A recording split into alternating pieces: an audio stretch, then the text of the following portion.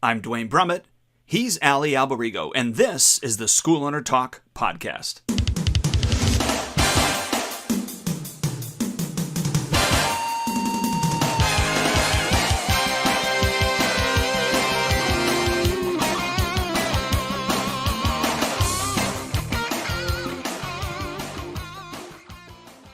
Hello again, Dwayne Brummett here with Ali Alberigo, SchoolOwnerTalk.com. Ali, great to be with you, sir. Yes, Dwayne, absolutely. And we have an amazing guest. And I noticed in our beginning of our intro, we have our old interview with Master Kovar on the actual intro video. We do. So let me introduce this gentleman. I mean, it's probably no introduction necessary to anyone out there who's in the martial art industry. But I have to tell you, I want to say that he has always been the nicest guy to me, always so respectful. Going back, I remember spending time chatting with him in line. I think it was 20 something years ago at the Black Belt Hall of Fame or something that we were at. And we saw a preview for Ernie Reyes Jr.'s video movie that he was doing. But I remember sitting with Master Kovar and talking to him, and I was like in awe because I had used his leadership team manual, and just being around him, he was so nice, so kind. And I was like, wow, this is a true martial artist. Like, he really is a great guy. And I hear from anyone who talks about him, who knows him, says the same thing. So Master Kovar, it's a pleasure to have a guy like you in our industry, because in the industry, not everyone is like that. So it's so great to have you in there and guiding people. And welcome to our show. Honored to be here. Yeah, we're lucky to be in the business that we're in, for sure. Yeah, that attitude is everything, isn't it? Right. And I think that you talk about that all the time, the attitude of gratitude. Could you share a little bit about that with us? I think that sometimes not just in our profession, every profession, it's kind of like the grass is greener on the other side. Well, the grass is greener where you water it, right? And so often, like, people expect, you look at other people and go, wow, look at their life. And the reality is, where can you go? What career can you have where you massively impact your community in a positive way, doing something you love, where you can support your family and there's no stress?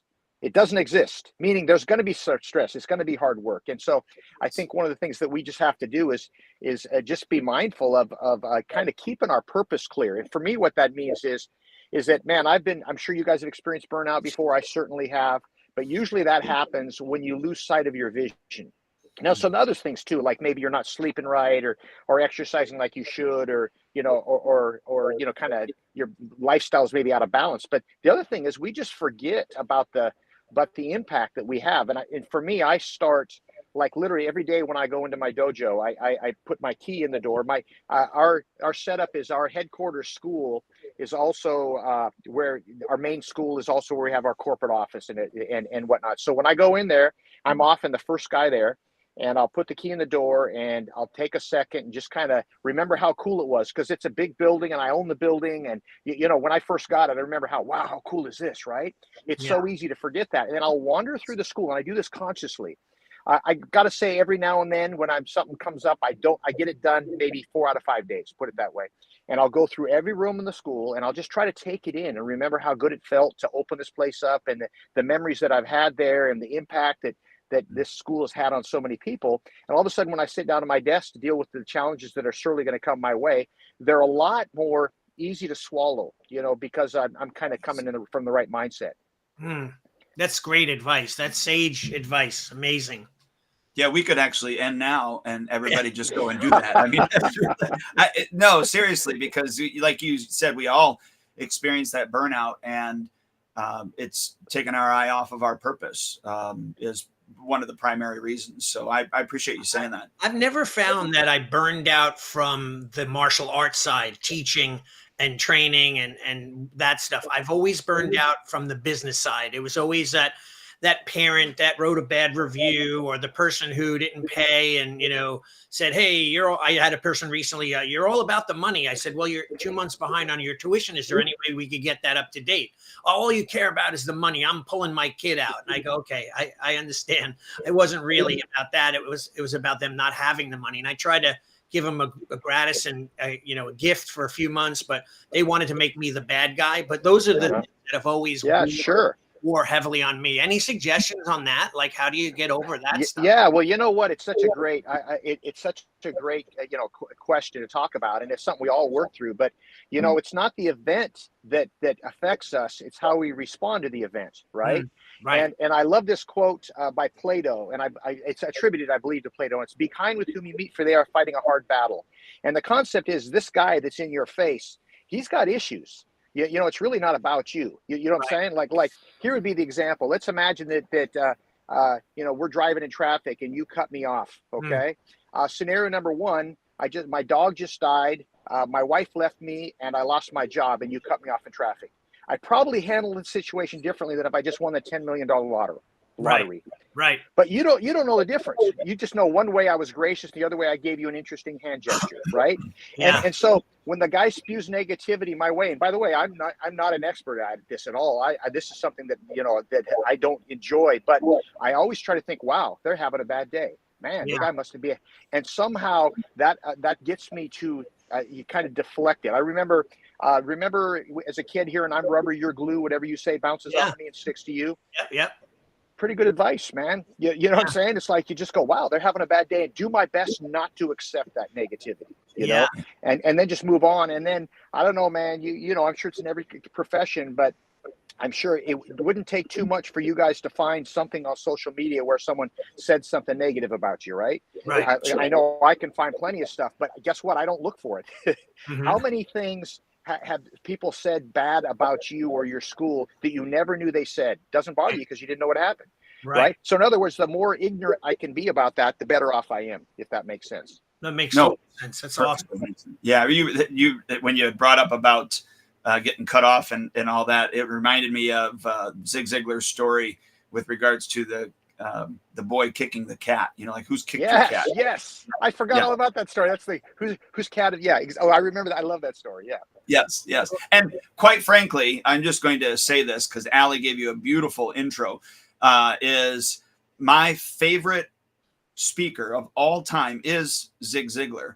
And when I had first met you, watched you, interacted with you, to me, you were the Zig Ziglar of the martial arts. That is the way that I categorize you. Not to, put you on a pedestal, but I did, and I still do, because you remind me of him all the time with a lot of the things that you say and do.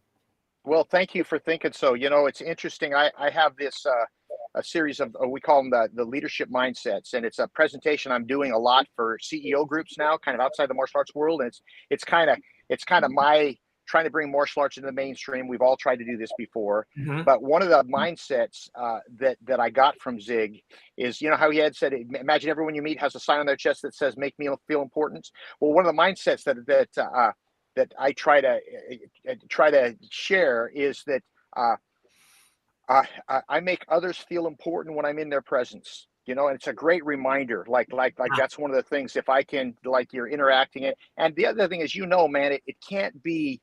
There's the character ethic, as Stephen Covey talks about, and the personality ethic, right?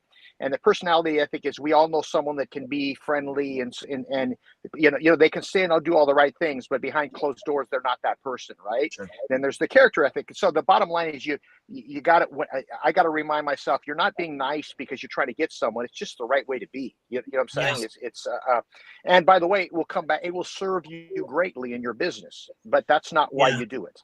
So funny. I was just at the airport yesterday coming home, and my wife was in the restroom. So I was standing off to the side talking to some woman about her pet and, how she got him online. And this guy comes barreling into me and like literally knocks my luggage over. And I said to him, "Excuse me." And he just like gives me a look, and he goes, "You're in the middle."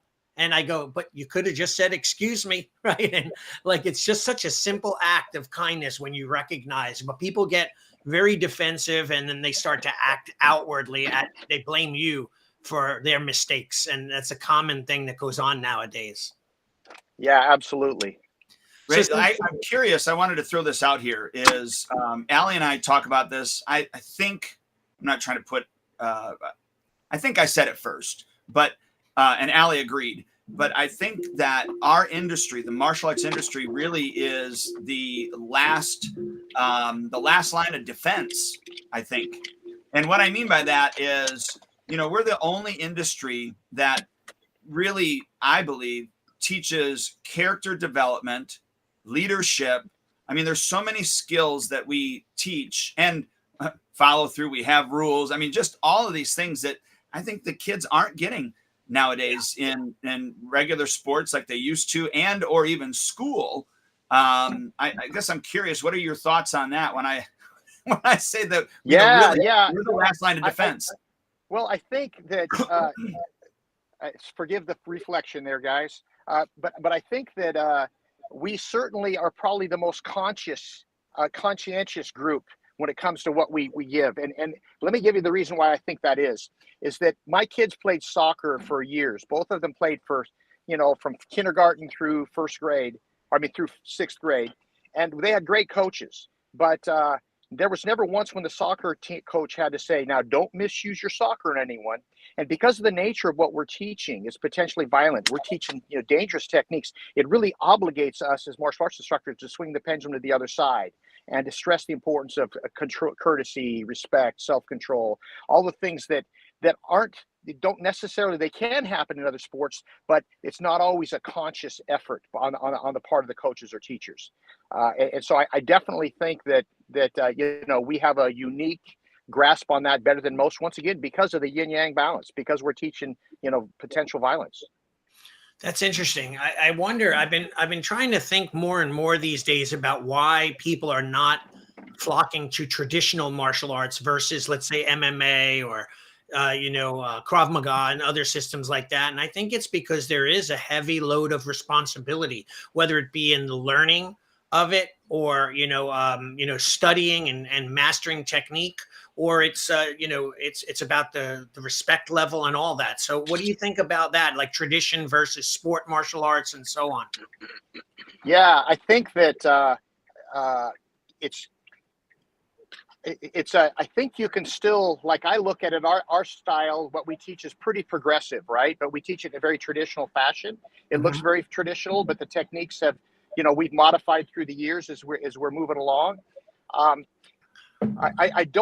still think with kids, traditional is a big draw. With adults, I see it being way less of a draw now. I mean, I think the programs that are doing really well with adults are jiu-jitsu and Muay Thai schools. That's what you see.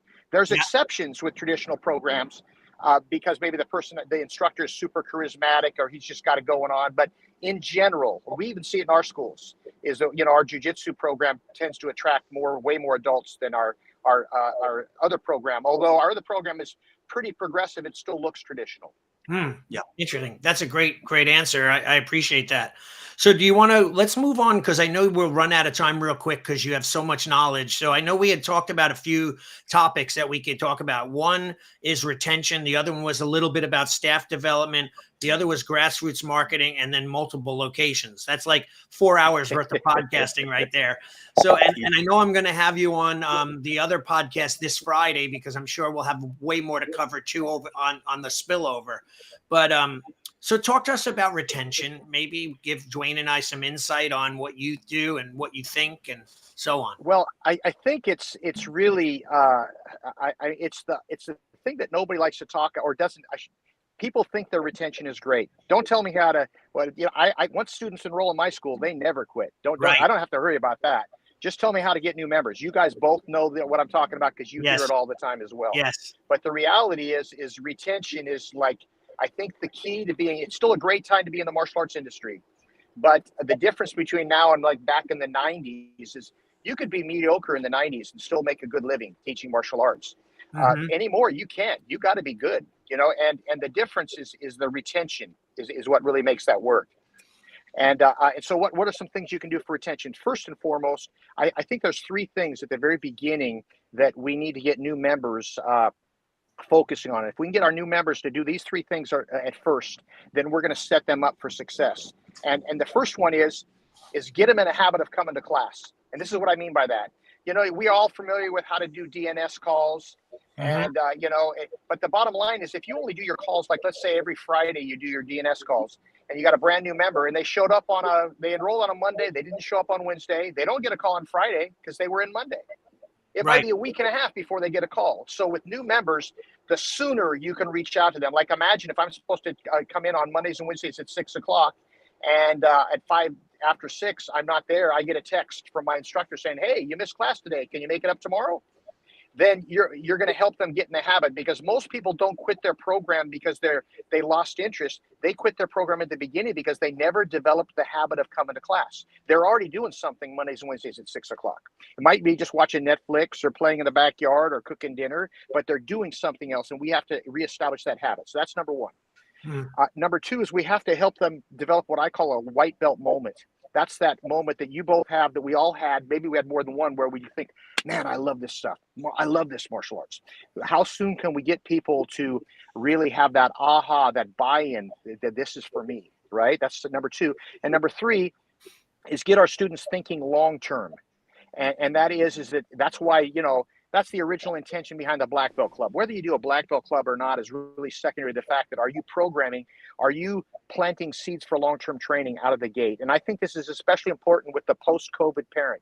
We've noticed a big difference how much easier the post-COVID parent is in letting their child out of things. I don't know if you guys have seen that or not. Oh, absolutely. As well. It's insane. And so we're on a big, like a mission to re-educate, because you can throw your hands up and say that's the way it is, or you can do something about it. So we're trying to really re-educate our new members about the importance of long-term training. What does that mean exactly? So let's say I go to one of our schools and I visit I see some parent and their daughter's 9 years old, and I say, "Hi, Mr. Kovar, nice to meet you." And she goes, "Oh yeah, we talk." I say, your daughter's going to be training with us until she goes away to college, don't you?"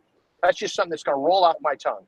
Right. And then I'll point out the class, and I'll find some 15-year-old that's assisting in the class. So see Marsha out there? She started when she was about your daughter's age. Look at her. There's something amazing that happens when a child grows up in a martial arts school. By the way, you guys can both vouch for the fact that that's absolutely true. Yes. Yeah. And so, but there's so many reasons why people are going to quit along the way. We have to try to do everything in our powers out of the gate to get those three things. And there's a lot more we can do for retention, but I think that really sets it up nicely. I do have a question. I have two questions for you. One is related to what you just said, and the other is, are you in self-driving mode right now? I apologize. My wife is driving, so forgive me. No, I'm not in self-driving mode, but I do have it. Yes. Yeah, that's what I was gonna say. I love my self-driving mode in the car. Like people. I pretend like I'm sleeping half the time, so when I pass people, they think that I'm asleep. Yeah, you know what? I still stress out over it. Like I don't feel like it. I'll put it on, but I'm still paying attention, because in the back of my mind, I'm thinking, something doesn't. I don't know that it really makes me more relaxed yet. And I've had a Tesla for years. I still am not 100% bought in. I know the feeling. So my question that I had when you were talking about habits, right? So obviously the parent has to develop the habit when they have children. So it's us having to convince that parent. And I think that's my most difficult dilemma lately, is to get the parent to commit. Like you said, post-COVID, they're willing to let them out, quit. We don't want to force them, all the different excuses. What do you do to really connect that parent to the program? I think the most important thing is prophylactics versus therapeutics. So let me explain what I mean by that. If you wait until a child wants to quit, and then you have a conversation with them about, the parent is not sure they want to do this anymore, and you talk about the importance of long-term training, they've already checked out. They've already checked out probably. But early in their training, when they're still excited, if you say, "Hey, how's your daughter like training?" "Oh, she loves it." "That's great." Well, just know that she's going to want to quit at some time. Yeah. Everybody does. But if you're I'm guessing you're the kind of parent that wants your child to develop perseverance, right? Right. And the only way you develop perseverance is by not quitting when they want to. So when that happens, let us know. By the way, unfortunately, I've seen a lot of parents that let their child develop the quit muscle, and the quit muscle is when you don't want a strong quit muscle. You don't want your child to have a strong quit muscle, and that happens when you let them quit easily. And so just know it's going to happen. And when it happens, just come talk to us. We'll get them through it. Everybody that ever got their black belt wanted to quit. And so now you pre-frame that ahead of time. So when the child doesn't want to go to class, a lot of times they might go, "Oh, just like what Mr. Kovar said, keep going, Bobby." Or, now we have a chance. But what's important, to quote Stephen Covey, is you can't talk yourself out of a situation you behaved yourself into. And what that means is, if your program is only mediocre, it doesn't matter how slick your presentation is, right? It's Right. like, so it starts a course with having a really great program. And then from there, it's like an ongoing message. Like one of the things that I'll do every time, like I'm a guest instructor at one of our schools or somebody else's, and I'm maybe teaching a kids class, I will, I'll say at the end of class, all right, kids, how many guys didn't want to come to class or wanted to quit, but your mom or dad made you go? And this is what happens every time. The kids look back to see if their mom and dad are watching, and they realize, okay, their hand goes up, right? And then I look at the parents and I say, see, moms and dads, you weren't alone. Happens to everyone. And now kids, how many guys are glad you wanted to quit but came to class and then you're glad you did? All the hands go up. See? So, so I'm kind of programming that in, on a regular basis. And then we drip out information to our parents. Like one lesson we're talking about is how to, if your child doesn't want to go to class, and this is stuff you all know, but it's like on a consistent basis, then have them do something they don't like doing when it's time to go. Like have them doing chores or homework, and then ask them if they want to go to class. Because if they're playing with their friend or doing a video game, of course they're not going to want to go to class because they're present focused. So then we just have all these kind of ongoing messages we're constantly kind of dripping out to our parents. And that does not cure the problem of retention, but it sure does help it out. And really, it's all those little minor things that make the big difference. Yeah. Yes.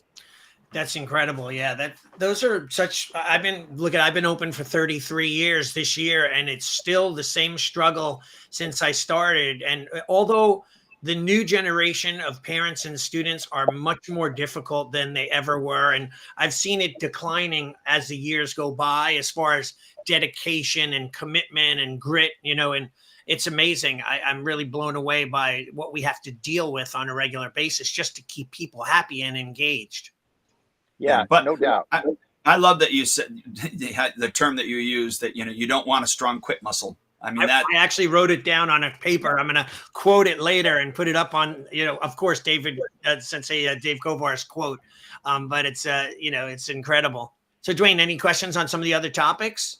Yeah, I know that everybody is on the web and they're focused on, their SEO, the Google placement, the their social media ads, and all of those things. So we all get that we need to be doing those things, but what else can we be doing besides those things to give us an extra edge? Well, what's old is new again, right? And sometimes I know in our schools, we got so reliant on our, on our social media that maybe we backed off on some of the traditional stuff, right? But I would go back to, man, I know you guys would attest the very best leads are referrals, right? And yes. Again, there's absolutely always the best leads, and I would start with a like really looking at a strong referral campaign. And for me, what does that mean? Getting in the habit of asking your raving fans, your students, and their parents who enjoy the program, do you know if anybody could benefit from our program? So imagine if every day, in your conversation out in the audience, when you're walking through and you're talking with parents, and you have all these conversations. And by the way, you can't out of the blue never talk to somebody and walk up and say, do you have any friends that can benefit from the program? It's kind of an ongoing subject, and I think it's really important that we develop relationships, not just with our students, but with their families as well, right? Because it's harder to quit a relationship than it is an activity, right? And then from there, excuse me, that should be the last bump of the day here, guys. All right. And then from there, once we've done that, then it makes everything way easier when it comes to being able to keep them for the long haul. I forgot. I lost my train of thought. I'll give you 1 second. We were talking about the referrals, and then we chatted about how important those are as far as grassroots marketing. Yes. Yeah. So bottom line is, so asking everybody, like imagine if just one time a day you asked a parent for a referral, and that's 20 in a month, right? Yeah. So you're not going to get 20 new members from that, but I guess you're going to get 2 or 3, right? Yeah. And then imagine if every day out in public, you found a reason to have a conversation with someone about martial arts training.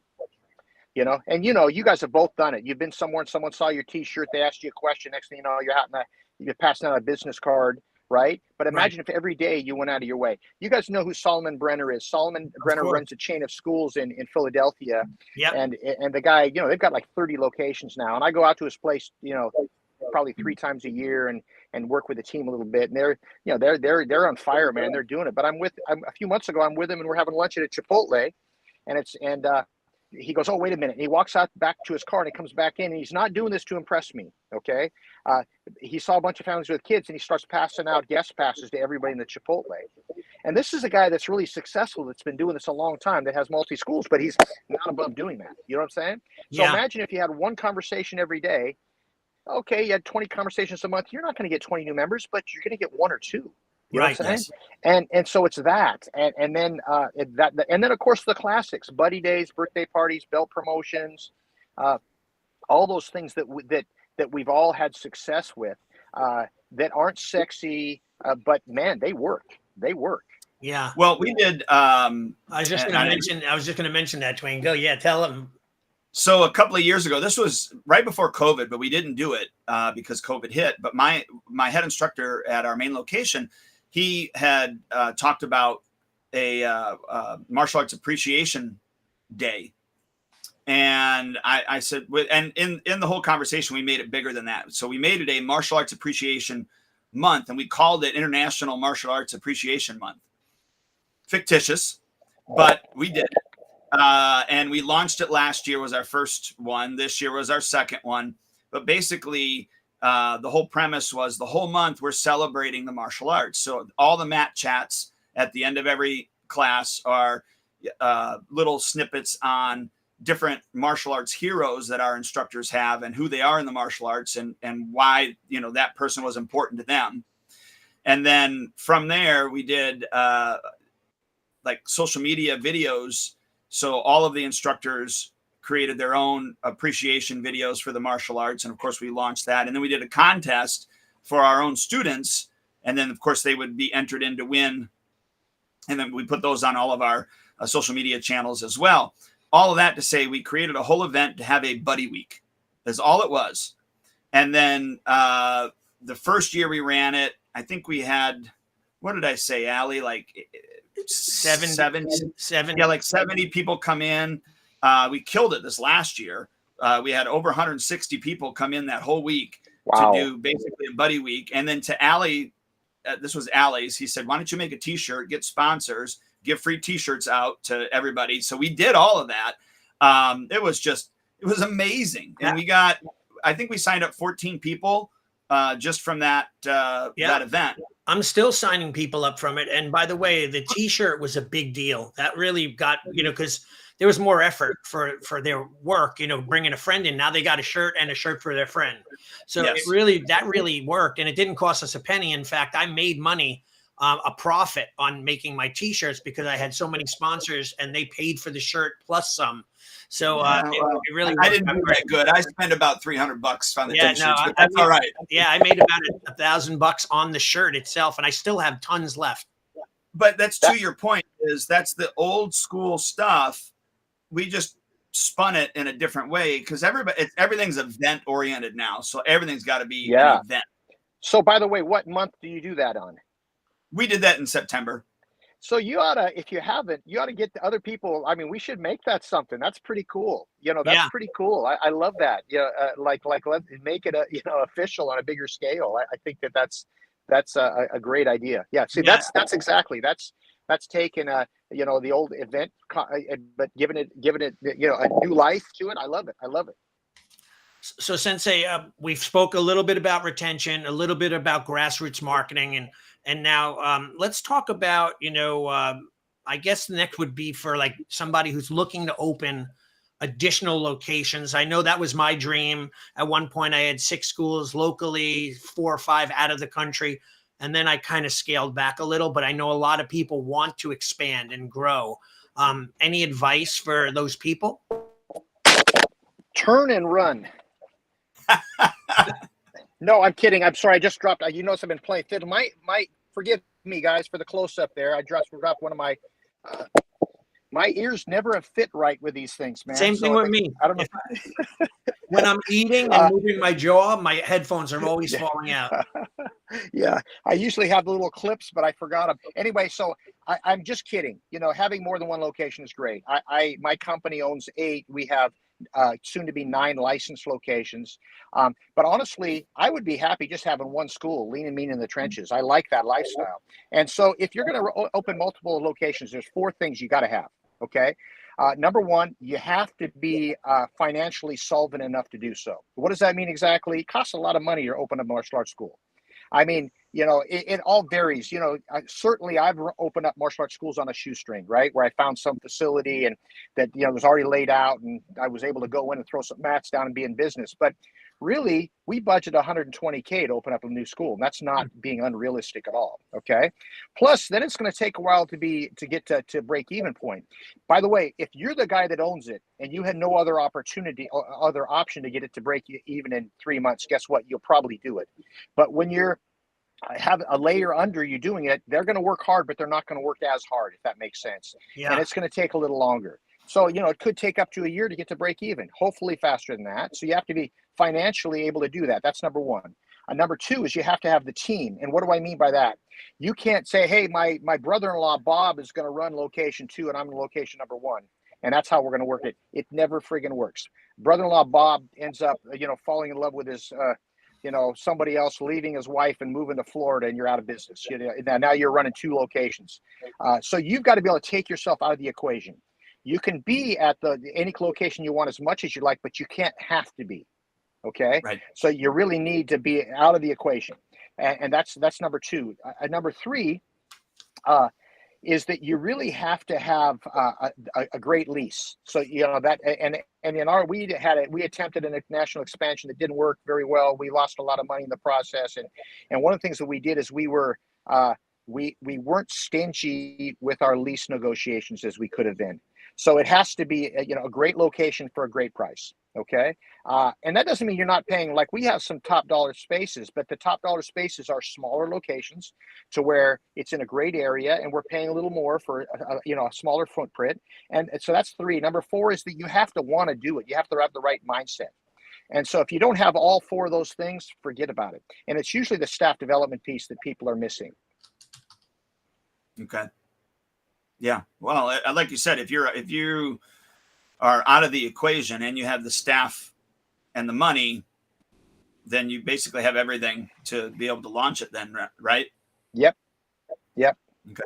So how do you get to the point where, and the reason why I ask this is because I always struggle with this, is how do you get to the point where your mindset is you don't have to be there? Like, even I'm able to go away. I was just away for 6 days and not a worry in the world. And actually my main guy actually went away on a ski trip doing snowboarding. So we had our other staff members covering the dojo and it ran without a hitch, but I'm always worried. I'm always micromanaging to a certain point. Like, what did it take for you to kind of extricate yourself and not, you know what I mean? Not really be. Yeah, it's a great question. First off, is that I have not extricated myself from my business. Like I think about it all the time, probably more than I should, even when I don't need to, Yes. And even watching the Super Bowl yesterday, in the back of my mind, I'm going, there's probably something I could do, that little voice, for work right now. Right. And I got to work through that because, but I love what I do. So it's not like I have this, I like Mondays just as much as Sundays, it doesn't really matter the day. But I'm not in any location anymore. And what it is that you have to, but I'm still at the corporate office every day. I still connect with my guys. I think you first off, you have to have the right people. And then even if they're not fully ready, at one point we were all brand new and we didn't know what we know now, and experience goes a long way. So if someone's half ready, then you just they're ready, and then you got to kind of let them blossom to a certain degree. That doesn't mean you're helping them, not helping them along the way, but you got to let them fail a little bit, and you got to be okay with that. And it's a really hard transition. I remember, this is going back, because it's been a long time since I've been in the trenches, like every day. It's probably been at least 20 years since I was teaching back-to-back classes all day, right? And I remember when I'd finally, maybe longer than that, but I was still teaching my Monday, Wednesday black belt class at our headquarters school. And I realized I needed to step away from that and have someone take over. And I had a really good guy to take over. And at the time, the class was like 35 people. It was packed, and it was an adult class. Okay. And I remember thinking, oh man, this is they're this is not going to go well. The class is going to dwindle. So after about a month of this, I'd stepped off the floor for a month. My guy that was covering the class goes, "Hey, sir, can you cover my class on Monday? I need to take care of something." I go, "Certainly." And I expected to go back to class to see a class of 15 and everybody whining about why I'm not there. I show up, there's 40 people in the class, and all they want to know is, where's Sensei Richard? It was Yeah, kind of hard on the ego, right? But actually, it it's is. exactly what you want, So, Yes. so you just, if you have the right person and you train them right, then you just kind of let nature take its course. Yeah, Well, that's let me ask you this. Uh, I don't know if you dealt with this, but I know that I think I still deal with it.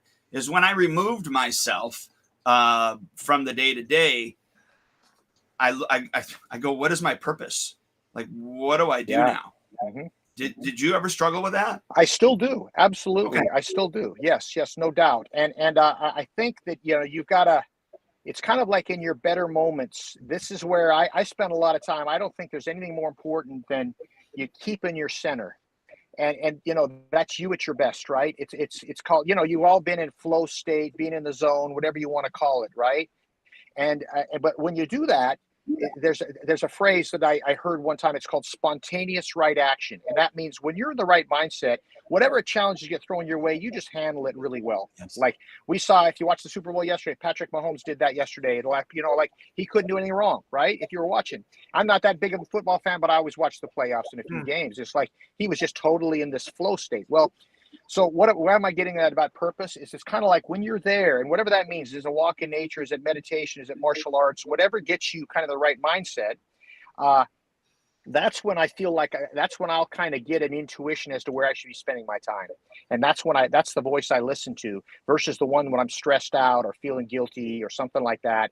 That's when I usually the wisdom is strong, if that makes any sense at all. it totally No, it makes does. 100% It sense. does. Yeah. Yeah, I don't. I kind of look at myself. I heard I don't know if you've heard of Ray Comfort before, but he's an evangelist, and he talked about, he goes, because he'll go into churches and those type of things, but he says, there's an evangelist and there's a pastor. He goes, I'm an evangelist. I go in, I stir everything up, I leave, and then the pastor's got to clean up my mess. And I relate to that because I am not a good pastor, even though that's what I was doing when I was doing the day-to-day work. I was pastoring my flock, if you will, but I am not good at that. I'm a much better evangelist, where I will go in and I get everybody fired up and I get them motivated, and and then I leave, and then, Mr. Bean, my head instructor of the studios, then got to clean up my mess. I so get that. So my goal when I go to the schools, I definitely am a shiny object guy. Like I have to discipline that because I want to go off on a million different tangents, and I got my hand in a million different projects, way more than I should, right? And I always have to try to find a way to. But it's just how I'm wired. But my goal when I go to the schools is I have to remind myself, I'm a pretty good instructor. I can, especially when you're the guest instructor, no one knows your jokes. Whatever you teach is Yeah. new, and I got a little, but my goal is not to go in there and go, wow, I don't want, it's great if they think I'm a good instructor, but my goal is to show up and edify my team. And when I leave that class, wanting the students there to be grateful for their instructors and to be recommitted to training at the school, that's kind of, and so and then the other thing I look at is I want to be there for my team. And so if in doubt, what I'll do with my time, if I have some moments, is I try to just connect, with guys on my team, and just simple, like, and by the way, Coach John Wooden had a quote. He said, someone asked him, he was the famous UCLA basketball coach, right?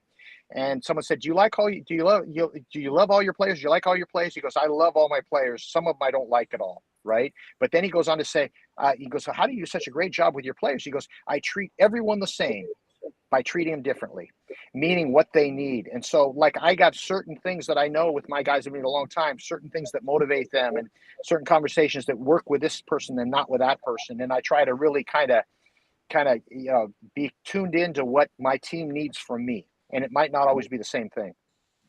What do you do when you have some instructors that have been under you that are running things that start to get too confident in their ability, where you no longer can advise them, or you could no longer be their sensei. They know it all. They got better ideas. Do you think that's a point where we have to retrain, or do we break away, or is that a problem? Well, I have a couple different thoughts. One of them is the concept of retrain, relocate, replace, right? So the first thing is retrain. And one of the things, you certainly get that. What I will do if I have that guy is I'll say, hey, Dwayne, do you value my opinion? What's he going to say? No, and that's kind of my starting point. I just can we have a candid conversation? Anytime I have a conversation with someone, what I've found is that if I'm in a negative, if I'm stressed out or angry, it never goes well. So I wait until I had a good workout with them. We're in good rapport. You know what I'm saying? The guard is dropped. Yeah. That's when I have the conversation. And I try to do it with empathy and love in my heart, so to speak. Yeah. And then the conversation always goes better. That's the starting point. But the other thing is, it's the natural course of things. It's called, you might be familiar with the term shuhari. Shuhari is a Japanese term. Basically, it talks about the first 10 years of training you do is exactly what I say. Mm-hmm. The second 10 years of training, you and I will kind of work together. Third years of training, you've learned enough, you're on your own, right? It's kind of the natural evolution. And I actually have a bit of this because I have guys that have been with me literally for 30 years that are still with me. Right. And that's way more good than bad. But I've got some guys that have been with me 22, 23 years that are really good, that kind of don't want as much input. And but they're still on the team. And we find a way to, I think, working with a team is more art than science. There is very few absolutes.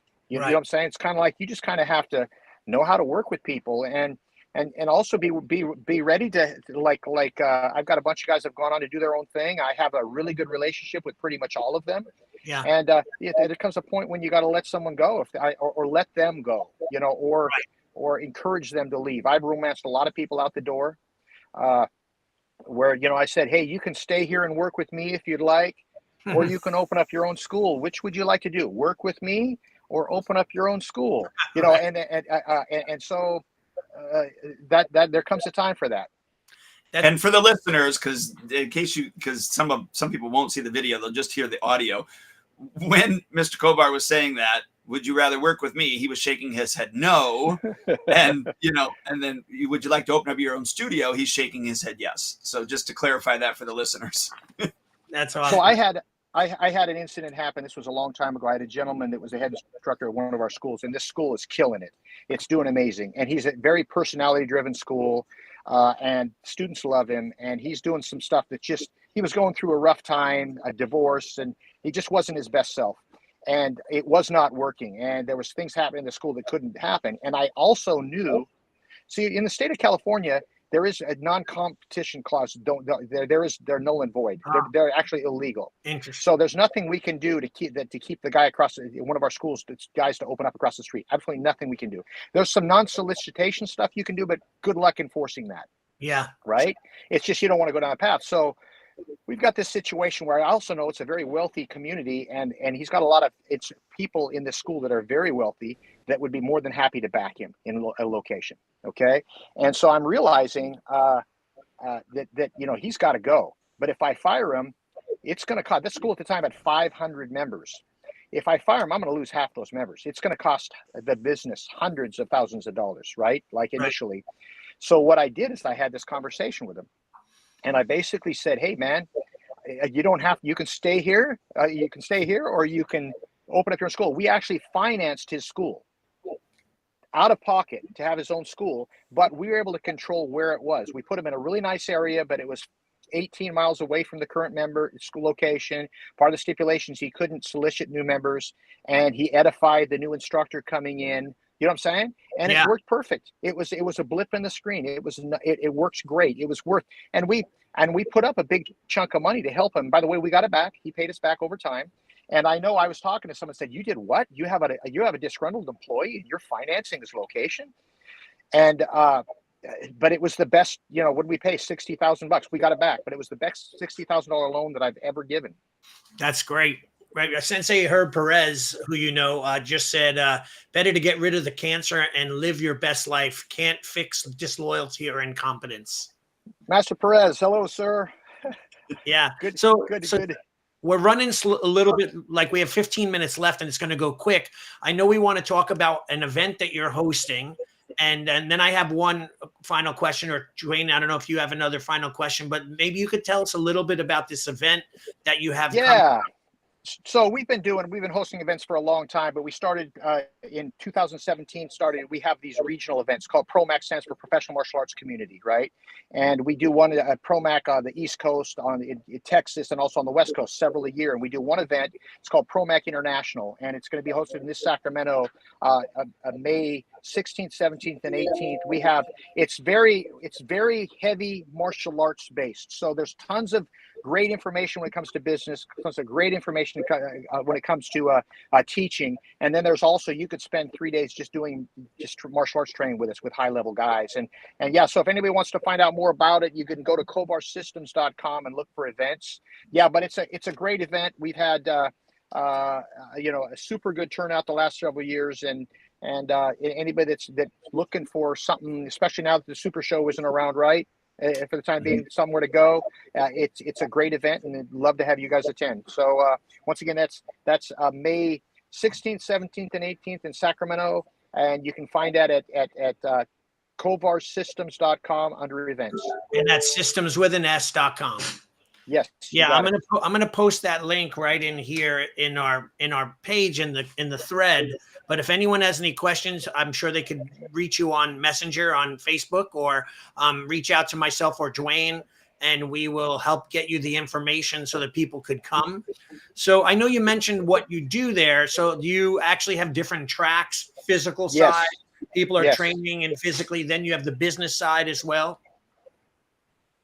Yes, absolutely. So we kind of have three tracks, and of course we'll have as scouts at a time, right? And people can go switch from track to track. But basically, we have a martial arts track where there's a heavy emphasis on both traditional and progressive martial arts there, and we'll have a teaching track. So we're really super staff friendly. I think that's what makes our event unique, is that I kind of know, because I have a big team, I know what people are looking for in their team, and I also know the concerns people have when they send their team to somebody else's events, what they're going to put in their head. Right. And I'm very conscientious of that. So we have a whole track kind of designed for their staff. That's great. It's not like I've gone to events where people are saying, you got to open your own school. And I've got my guys that go, well, that's an option, but not necessarily. Yeah, exactly. Right. I mean, I've had that. And then I've had that where I'm like, oh my God, I think I'm going to lose my staff.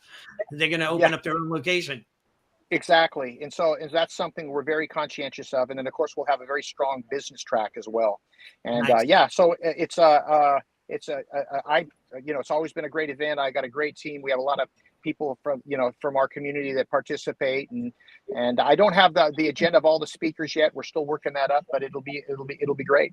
Thanks for the pitch, the plug. Yeah, no problem. Sensei Toby Milroy, he said, please send him an ad, and that he'll do something in the Martial Art World magazine. So he's a good friend of mine. He's a great guy. Yeah, Master Toby's a great guy. He's always there for you. He's always out. Thank you, sir. I will definitely send you something. Awesome. So, Dwayne, do you have a last question or anything? Yeah. I'm curious where you see, let's say, the next 5 to 10 years of the martial arts industry. I respect your thoughts on that. You've seen not to call you old, but you've seen so much, in the past. See where we're at currently. Like, what do you see for the next 5-10 years? It's funny. This has been like my 46th year of owning a school, right? When I hear someone else say, yeah, I was in the law enforcement for 20 years, I go, wow, that's a long time. I'm like, wait a minute, I've been doing, so it's been a good run, right? But I think here's my take. If you're wondering if there's going to be more schools opening up or not, the answer is absolutely there is. And I'll tell you why, because we're better at teaching and we keep people longer, and people are seeing the potential of this as a career. So get used to the fact that there's a martial arts school around every corner in the country. It's not going to lessen up, but it doesn't matter. It's all we have to do is raise the consciousness of the general public towards martial arts, and there's plenty of students for everyone. You know what I'm saying? Like if there's right now, I don't know, this sounds about right. I heard a statistic. There's about 3% of the population trains in martial arts, something like that. All we need to do is get it to 5 or 6. You know what I'm saying? It's really it. Right. That's why if there are competition, if there are school competitors out there, hope they're good. Hope they're good competitors. You know what I'm saying? Because a bad competitor doesn't do anybody good. If I do a bad job in Sacramento, you both suffer because of that. Because you have a cousin that lives in my town that was on the phone that was on the phone with one of your students has a cousin, right? Or if that makes sense, says, yeah, they don't say, hey, don't do martial arts at Kovar's if you're ever in Sacramento. They say, oh, I tried martial arts, it was terrible, the worst experience. Now Right. they don't go to your school. So it's kind of up. I think we should all be, we're trying to help everybody get better. That's number one. But I also think that it's not going to get easier to get new members. I think it's really a retention game, because I think that you'll be fine over the next 5 years as long as your program is solid. And I don't mean just your teaching, but your follow up, all the things that you do to like really make your school exceptional. And if you can do that, I think you're going to be fine. I see more and more that back in the day, there were a lot of guys that shouldn't be in the business that were in the business. Yeah. Well, agreed. But they're not as much anymore because they can't be in the business. It's too competitive now. It's almost like those guys have been weeded out to a certain degree. Yeah. There's still some, of course, right? But all in all, I think it's, have a high quality program where you are conscious of not just teaching great martial arts, but your communication is really good. You're doing your staff training really good. You're staying hungry. And if you can do all those things, then I think the future looks bright. That's awesome. I love that. I always say high quality, low stress, and high profit, right? Those are the three main things as a school owner you should be striving for. And it's super important. So Sensei, I have a question that I'd like to know more about from you is that how are you dealing with becoming an aging martial artist? Like, and I just turned 59. And I think to myself, like, wow, I never thought I'd be doing this for 33 going on 34 years or whatever it is, running in the same school. I've been doing it since I was a kid. And now that, I can't move as quickly as I used to, and it takes a lot longer to heal when I get an injury. And, the mindset of the younger generation coming in, like, how do you cope with that? It's an absolute great question. Just first off, I got to tell you what I'm doing for I'm going to be 65 in May. I'm actually going to do 65 different forms that day. Oh, great. Right?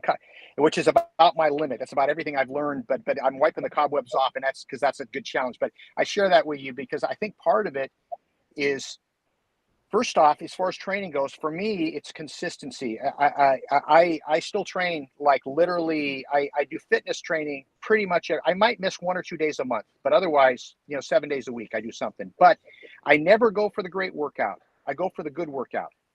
Does that make any sense at all? Yeah. Because the good workout is the one where, oh man, I barely made it through that set. You're setting yourself up for an injury, right? And so I go for, like, if you were to train with me at the gym today, my workout, I did about an 8-minute warm up. My workout was 100 push-ups, 100 squats, 100 pull-ups in sets of 10, right? And so not terribly, and then a warm down stretch took me 35 minutes to be done. I don't go for heavy weight anymore, but I'm super consistent. And I do the same thing with my training. I still kick, but very light and not very high, just so I have it if I need it. And then I still do a lot of, I do jujitsu. I'll be training in about another hour. Probably I grapple probably 3 days a week, but I pick my partners, and I'm not afraid to quit early, and I just flow really light. And so it's kind of like the issue is, if you try to compare yourself to where you were when you were 20, you're going to look bad. If you try to compare yourself with some of your young guys, you're going to feel bad. But you just do what you can do. You focus on what you still can do and enjoy the process. But I'll tell you what, my son works for me full time now, and we did a promotion at one of the schools, and he asked me to do a demo with him. And I don't do it like demos almost never.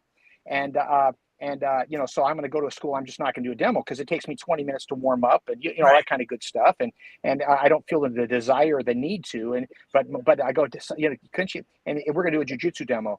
And he looks at me, and he can tell I'm kind of hesitating. He goes, what? Don't you want to do a demo with your dad? It's like, okay, of course. How can you not do that, right? So anyway, I do a demo with him. We do a little 3-minute routine, and I watch the video, and while I'm doing it, I'm thinking, I can still move pretty good. Then I watch the video, and I'm a friggin' move like an old man. It was like getting up really. I go, what? When did that happen? Yeah. But hey, man. So it's a roundabout question about just enjoy the process. Do what you can, but be respectful of your body, because it does change. And the younger guys, what you do now will affect you later. And so the sooner you can understand that to back off early, because we think we're invincible, when we're in our 20s and maybe Yeah. early 30s. But if you can learn to respect your body at a younger age, it'll serve you at a later age. Yeah, I never learned that lesson. So now I wake up every morning and I'm reminded of why I should have. There was a book that I read, Pearls of Wisdom, by somebody who wrote it, but it was about Betty White. And anyways, I forget the guy that they're friends of the family, but he's blind, and Betty's older, and she's complaining about she needs help and stuff like that. And the blind guy basically said to Betty, he goes, "Look, you're 90 something and you just now need help." He goes, "I've been blind since birth and I've always needed help." And she was like, wow, that really put it in perspective. Like, I should be grateful, one, that I didn't need help until 90 something, and two, you've needed help all your life, and you actually, your perspective is different. So I like that perspective that you brought in, as like, we do need to give ourselves a little grace and understand that in our head, man, we can still do that jump flying sidekick over 20 pads or whatever it is, but in reality, we can't do that anymore. Yeah. And I got to share one story, if you don't mind. It's about gratitude. I know that's what we started with, but 4 years ago this month, I took off for a 3-week trip. It was February, March of 2020. Remember that time very well, right? COVID's just kicking. And I did a 3-week seminar tour. I started in Australia. I went from there to New Zealand, and I ended up in the UK. And I find myself, it is Saturday, March 14th. And I get a call from my wife saying they're going to close the borders, get home. Okay. And I'd been following. So anyway, I cut the last few days short. I find myself at the airport in Birmingham, UK, ready to take a flight home. And on the same flight, by the way, it's this surreal environment. I mean, there was this gray ooze of negativity just sort of filled the airport. I've never been in an environment like that before. There was guys walking around with hazmat suits taking people's temperatures. Nobody knew what to do yet. Half the gate agents are saying the flights are canceled. The other half say they're still on. There was this uncertainty in the air. It was really stressful. On the same plane as me, there was a group of college students that had had their semester abroad visas revoked, and they're waiting to return home. And they're bantering back and forth, having a good old time. And one of the girls realizes she left her phone back at the food court, excuse me. And so she starts stressing out. The plane's about to board. Boyfriend says, "I'll go get it." He takes off running. Boom. And so her friends are trying to calm her down. The gate agents telling group one to line up, and she's like just stressing out. And right as they're about to board the plane, guess who comes running back, phone in hand? Boyfriend. And she gives him this big hug, and she's in a complete state of bliss, right? And I can identify with that because I lose my phone all the time, but my wife usually finds it somewhere. It's in the living room, right, or something. Yeah. But the deal is that half hour earlier, before she lost her phone, was she in a state of bliss because she had her phone, or did she just have her phone? Yeah. She just had her phone. It took losing it and getting it back for her to appreciate it. So why I share that is we shouldn't have to lose stuff to appreciate. We just have to take inventory. We just have to remember. It's very cliche, but one of the things that kind of full circle to it, we're so lucky to do what we do, and it's not easy, but we should be grateful for the fact that we get to do what we love. Martial arts for a living. Is it easy? No, man. Do you have to do a bunch of stuff? Of course you do. But when you go into a situation with that sense of gratitude, you're just funner to be around. And, you end up attracting, a better energy of students when you're feeling that way than if you're stressed out or not appreciative. Right. That's great advice. I love it. Your podcasts, and anytime I hear you on other shows, they're just so positive. They're very spiritual. And whether we're talking about business or not, they're very spiritual, and you always uplift me. And again, I'm really honored that I know you and that, we're able to do these things together and be friends. So thank you so much for that. That's because he's the Zig Ziglar of martial arts. He is the Zig Ziglar of martial arts. So get Sensei Kovar, when you get a chance, get me those links when you're ready, and we'll promote them all over our podcast and all on our pages. And thank you so much. And I'll be seeing you this Friday again. We have a whole host of different things to talk about then on our sister podcast with Gus Lopez. So marketing for martial arts school owners. Outstanding. Well, it's been a pleasure talking with you guys. I always enjoy hanging with you guys. Have a great week, and take care. Thanks for having me on the show. Thank you. Have a great day. Bye, sir. Take care, Dwayne. Thank you for joining us for another episode of Martial Arts School Owner Talk podcast. This would not be possible if it weren't for the support of our amazing sponsors. Please check out Elite Insights for all your website needs. They can be reached at eliteinsights.com. Add Health Coaching, helping school owners create a new and easy to implement revenue stream for your school. Visit addhealthcoaching.com. Lead Hunter Media, your online digital marketer and content provider. Visit leadhuntermedia.com. Academy Kings Growth Consulting and Management Group. They can be reached at academykings.com. And Spark Membership, hands down the best martial arts software for school owner management on the planet. They can be reached at sparkmembership.com. We will see you next time.